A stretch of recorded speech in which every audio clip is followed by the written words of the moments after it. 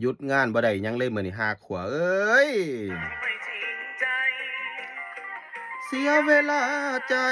ที่เผลอไปรักคนโลเลเสียความรู้สึกเสียรักสดสัดโซเซหลายปีที่หลงทุ่มเทใจเป้โดยไม่ได้อะไร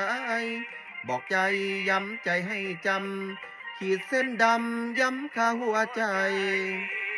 ตั้งแต่นี้ต่อไปขอพักใจไม่ให้ไฟฝันพักเรื่องผู้หญิงจะขอ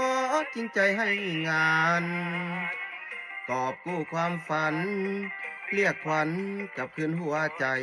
ตั้งป่านี้ท่านไว้บอกหัวใจคักแน่หลังจากเป็นผู้แพ้มาแล้วยับเยิน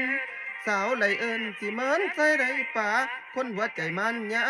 าหน้าอย่ามายุ่งมุ่งสู่งานลูกเดียว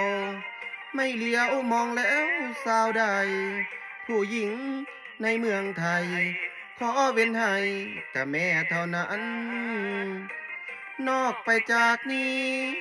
ไม่ใช่หัวใจเหยียดยันแต่เป็นการป้องกันกลัวรักเรารานซ้ำรอยจะตรากตรำทำงานให้หนักอย่าให้ความรักตามมาซ้ำออยคิดแต่งานทำแต่งานไม่เลื่อนลอย